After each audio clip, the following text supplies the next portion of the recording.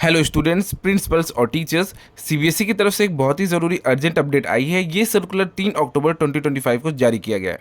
इसका सब्जेक्ट क्या रहने वाला है, ये है लिस्ट ऑफ कैंडिडेट के सबमिशन के बारे में। ये क्लास 10 फर्स्ट एग्जामिनेशन और क्लास 12 के स्टूडेंट्स के बोर्ड एग्जामिनेशन जो कि 2026 के लिए एलओसी जमा करने से रिलेटेड है।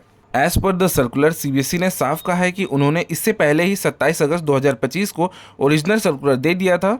इसके बाद स्कूल्स को एलओसी टाइम पर जमा करने के लिए बहुत बार याद दिलाया गया है।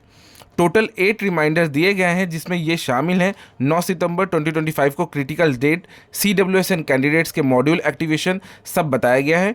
11 सितंबर 2025 जो कि रिमाइंडर फर्स्ट को डेटा की एक्यूरेसी और टाइमलाइंस के लिए बोला गया था। 18 सितंबर 2025 को पेरेंट्स को सही डेटा और सब्जेक्ट के सबमिशन के बारे में भी इन्फॉर्म किया गया था। 26 से 30 सितंबर तक 5 रिमाइंडर्स कॉन्टिन्यूसली भेजे गए हैं, जिसमें लेट फीस के बिना एलओसी जमा करने के लिए रिमेनिंग डेज पर जोर दिया गया था। इतनी बार याद दिलाने के बाद भी ये देखा गया कि कई स्कूल्स ने अभी तक अपनी एलओसी जमा नहीं की है। ओरिजिनल डेडलाइंस ये थी कि चालान पेमेंट से 22 सितंबर 2025 तक, ऑनलाइन पेमेंट जैसे कि इंटरनेट बैंकिंग, यूपीआई, डेबिट या क्रेडिट कार्ड से 30 सितंबर 2025 डेट थी।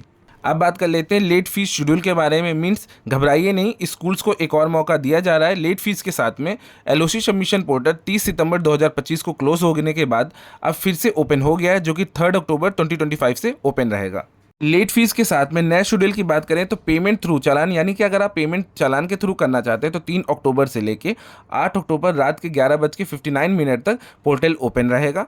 चालान को छोड़कर अगर आप किसी और माध्यम से ऑनलाइन पेमेंट करना चाहेंगे, जैसे कि यूपीआई हो गया, डेबिट कार्ड हो गया, इंटरनेट बैंकिंग हो गई, तो उसकी डेट रहने वाली 3 अक्टूबर से लेके 11 अक्टूबर 2025 जो कि रात 11:59 तक पोर्टल ओपन रहेगा।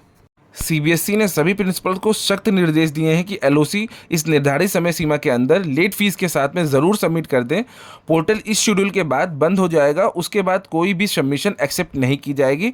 अगर कोई स्कूल फाइनल डेडलाइन तक एलओसी जमा नहीं कर पाता है तो उसकी पूरी जिम्मेदारी स्कूल की होगी, और इसका सबसे बड़ा नतीजा ये होगा कि उनके कैंडिडेट्स बोर्ड एग्जामिनेशन 2026 में बैठने के लिए इनएलिजिबल हो जाएंगे।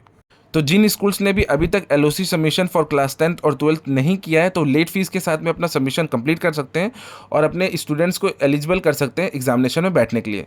तो इस सर्कुलर में सिर्फ इतना ही था। अगर आपको वीडियो अच्छी लगी हो, इन्फॉर्मेटिव लगी हो, तो please like and subscribe to my channel. मिलते हैं नेक्स्ट वीडियो में। Thanks for watching.